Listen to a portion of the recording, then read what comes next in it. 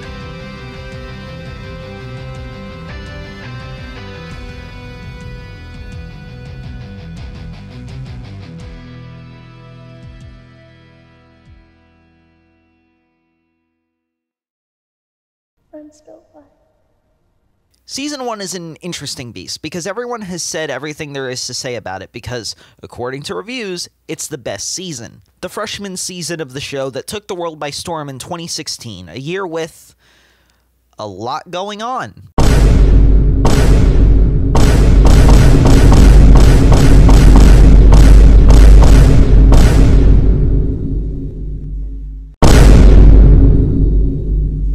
The nostalgia, the mystery, the horror, the characters, the barb, everyone got so caught up in this story and everyone everywhere has talked about it. So I'm not even gonna try. Instead, I want to talk about the filmmaking of this 8-hour film. This show is better shot than 90% of movies I've seen recently. Wide silhouettes stand out in my mind really strong, and the desaturated look makes the rare moments of strong colors pop even more. The editing in the show is fucking magical. Seriously, rewatch Season 1 and pay attention to how they chose to edit scenes, usually going for the longest possible shots. Stupid example, just this shot of Dustin and Will riding their bikes down the street. Not interrupted with mediums, they just keep it on this 2-shot. Alternatively, how about the frantic, frenetic energy of the party arguing over Will's move? The audio also edited perfectly so you can clearly understand who's saying what, even while they're all speaking over each other. You wanna see a shot that fucks? Boom. Tight framing, dark foreground, side shot. Joyce's world is collapsing in on her, going dark. Will is present in the scene, but he's on the other side, the upside down. The dark foreground and bright background show Joyce and Will, here represented by the Christmas lights, being brought together in the middle as they finally find a way to properly communicate with one another. How about this sweet little reveal, both in the framing and in the editing, of Eleven slamming the door, focusing first on how weird that is before pulling back and showing how much weirder the cause is. Like, come on, that's sick. And I know some of you will be disappointed that I didn't talk about the story or connections to the pop culture that inspired the show or the characters, especially my baby boy Dustin motherfucking Henderson. But honestly, the show is really well made on a technical level, and since this is a TV show with time to spend on its characters, we could talk about that once they're more established and have room to grow and develop. I just wanted to talk about how well made it is first, because after having seen the first half of Season 1 like 3 times already, the filmmaking that supplements the story is really what got the show to click for me finally. So let's go deeper.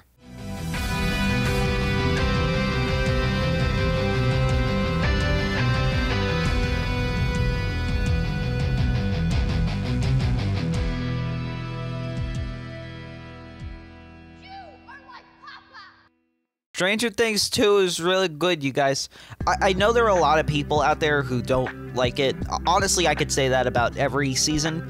Like, this show is basically like TV Star Wars. You either love or hate the sequels, and the original receives unabashed praise all the time. But at least to me, Stranger Things 2 is kind of a perfect sequel.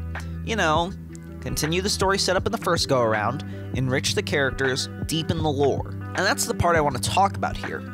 The lore. Because the first season is the job of introducing all these concepts to us. The Upside Down, the Demogorgon, Hawkins National Laboratory, all of Eleven's powers, and the entire town of Hawkins, Indiana. So, like any good sequel, Stranger Things 2 takes what the first season set up and runs it straight past the end zone and into the parking lot outside the stadium. So we're not just looking at Demogorgons anymore, we get to deal with Demodogs, which we see the entire life cycle of, as well as see that they can be controlled or communicated with, at least a little. If you think Eleven's powers are a little bit wild, how about 8, who has the power to cast illusions using telepathy, which honestly makes more sense when you consider the link between the creation of these super kids and the stories of the CIA using LSD and mind control experiments, which does get set up in Season 1. Hawkins National Laboratory has personality, people in it you actually give a damn about, like Dr. Owens, and it shows how even though the explicitly lawful evil people that were working there are gone, it doesn't shake the inherently shady nature of the shit that happens inside that building. Which, honestly, watching Murray just sit there and watch the entire institution crumble has got to be one of the most satisfying moments in all of television. But my point here is that Stranger Things 2 expanded the scope of the show in a way that would firmly cement the growing sense of scale for the entire future of the show. And oh man, I really honestly don't think the show would continue to work without the expansions that Season 2 put forth.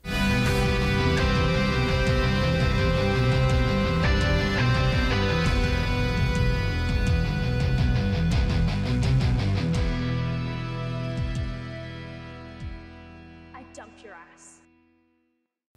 So far in this video, I've been positive, and I assume I will be when I get to Season 4. I don't know, I haven't seen it as of the time that I'm writing this.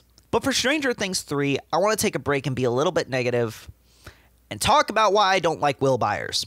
Look, I know a lot of people like Will, and maybe I will when I get to Season 4. Hell, I didn't like Lucas in Season 1, and he's one of my MVPs of Season 2. But man, I just couldn't with Will in Season 3. Like, granted, Mike isn't the best either, but at least Mike owns up to the fact that he was being a dick and apologizes. Will's response is effectively throwing a tantrum and destroying Castle Byers. And the wild thing is that Will has such an easy out in terms of making this character likable. He's the whole reason that the events of the show happen in the first place. Will was kidnapped by a literal monster left in the Upside Down for a week, and when he was pulled out, he's been mentally invaded by the Mind Flayer, and that's not even counting all the personal shit that Will has gone through with the bullying and shit. But the thing with Will is that he's absent for almost all of Season 1. He exists purely as motivation for the main characters. He's the Golden Fleece. And then in Season 2, they start to delve into his trauma, but that gets pushed out when he becomes a host for the Mind Flayer, and his character has to take a back seat so he can, once again, become an object of desire and a tool to defeat the main threat. Then in Season 3, they actually want to give Will more character, and that character is actively going against Mike, who's arguably the show's main character, tied with Joyce Hopper and Eleven. And we already kind of like Mike. And again, I want to make it really clear, Mike is wrong for pushing aside his friend for a girl, but 1, he apologizes for it quite a few times. 2, he's right when he tells Will that things change because life goes on, particularly in regards to them getting girlfriends and growing up. And 3, Will is also a bad friend, because he's not even remotely considering the fact that this is clearly important to his friend. He's just hustling to do whatever he wants. And while I'm on the topic of characters I hate, fuck you too, Billy Hargrove. I really can't get behind the decision to try and mildly redeem him. Even outside of all the shit that he's done while under the influence of the Mind Flayer, let's take a moment to meditate on the fact that the character who was 100% ready to kill children and is shown to be openly abusive to his stepsister and also openly racist, God, didn't put that in my script, completely forgot about the racism, is probably not the character that deserves redemption. And yes, I know he has trauma because of his parents' divorce and his abusive father, and I know that he does end up saving Eleven and sacrificing himself, but 2 things here. First, self-sacrifice is not an instant redeemer. To quote Hello Future Me's video on God of War, which will be linked in the description, a proper redemption arc involves 2 things: acknowledging what you did was wrong, and actively working to make amends. Billy never properly apologizes to Max or anyone, and self-sacrifice isn't an amend for abuse, it's a band-aid on a bullet hole. And honestly, everyone kind of sucks this season. Like, 11's written really well, and Max is written with a little bit more nuance and importance, and Mike is, you know, is fine. I really don't get the Mike hate, you guys. He's a 14-year-old with a girlfriend. What do y'all want from him? The same goes for Lucas, obviously. Joyce, Dustin, Murray, and Steve are as untouchable as ever, and new additions Robin and Alexi are literal perfection. But Nancy and Jonathan's relationship strain feels so inauthentic it's insane, and Hopper becoming an absolute psychopath is, I mean, at least it tracks as a worsening of his emotionally abusive tendencies from season 2. And it's a little hard to take his death fully to heart given that behavior. Not as much as Billy, but still somewhat diluted, I guess. But with that said, this bit does always get me. But please, if you don't mind, for the sake of your poor old dad, keep the door open 3 inches.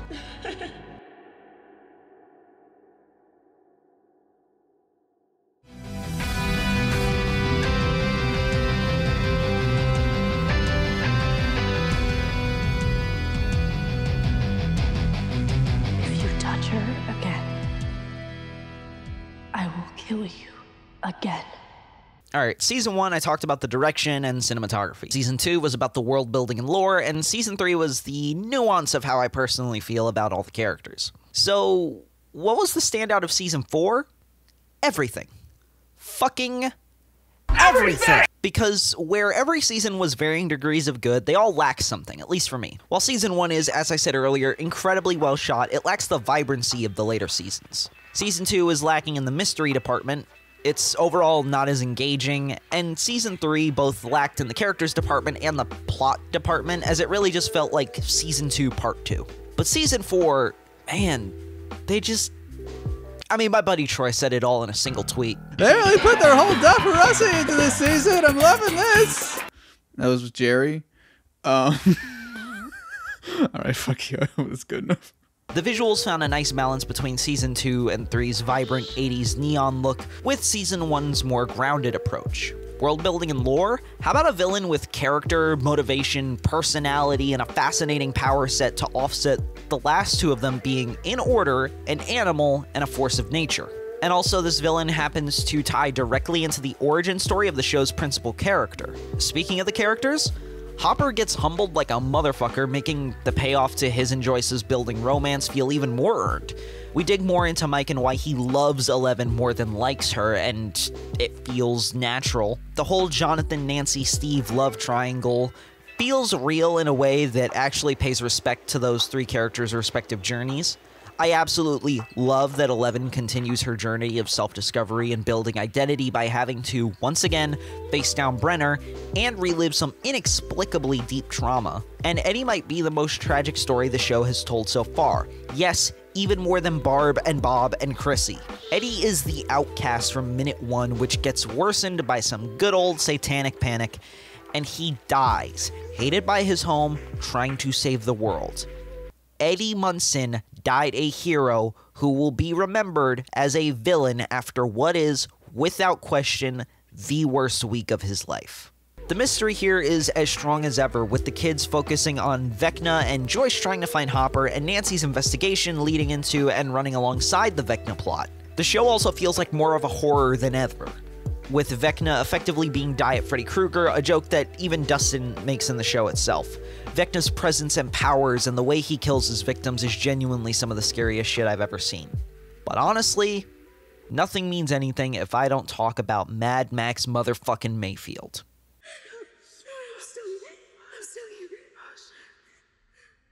I'm still here. I love Max. Max Mayfield is, and I hate using this phrase, my new comfort character. Potential hot take coming up, I actually liked Max before there was something to like. Season 2 Max was a bit all over the place with conflicting personality traits and not a whole lot of plot relevance, beyond being someone for the characters to explain the plot to and being the object of Lucas and Dustin's affections. Season 3 did a little bit better by giving her more time with Eleven and being a central character in the main plot, as it is her personal antagonist who becomes a proxy for the main villain of the season. But Season 4 really committed to fleshing her out, making her the focal point of the season. It goes into the nuance of Billy and Max's relationship, thus making his death a little bit more impactful, and it does so by asking difficult questions with difficult answers. Can you forgive your family for ruining your life? Should you forgive them? Are you justified to feel relief in the passing of an abuser who, in a very complex way, did somewhat care about you? It's difficult by design and explored enough throughout the season that even if we don't explicitly get answers to the questions that Max and Vecna raise about Billy and her relationship with him, we can feel confident that Max has drawn her own conclusions and made peace with her decisions by the end, and that's the important thing. And the way Max deals with trauma is very real. Max was always guarded due to being a victim of abuse, and always had a wall up around the people she cares about most, even when she doesn't seem it. Several months after Billy's death and a lot of ineffective counseling later, and her walls have walls. When push comes to shove, when Lucas and the others ask her to be open, when she has to confront the reality of her impending death, she just doubles down on that defense. Openness leads to pain, so why bother, right? Just throw on some Kate Bush and block it all out. You don't need to be honest in person, just do it in writing. And you only really finally truly open up about how much you want to die if you think it'll help you save the world, because admitting it for any other reason is just... it's not going to happen. And then you don't want to. Because as much as it hurts, as much as you wish that you could follow the ones who've left, you still have that connection.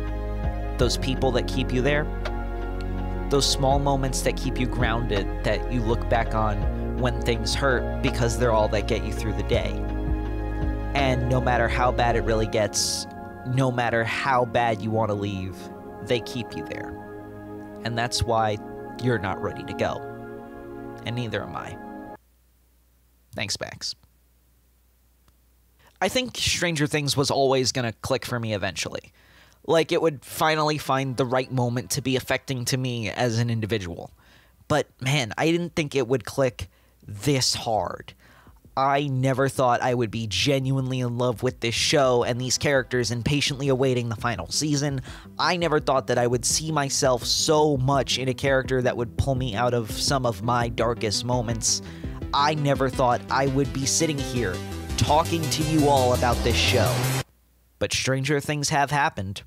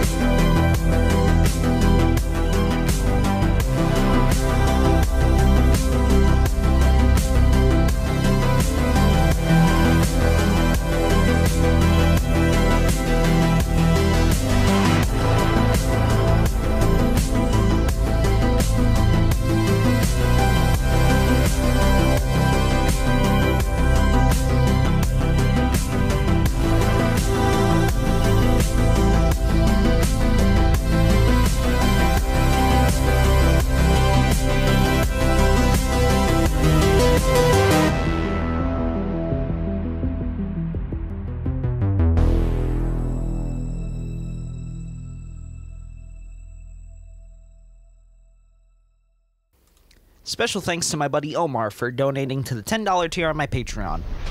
If you want to support the channel, the Patreon is linked below. You can start out as little as $3 a month, and it really helps me out. And if you don't do it, you are like Papa.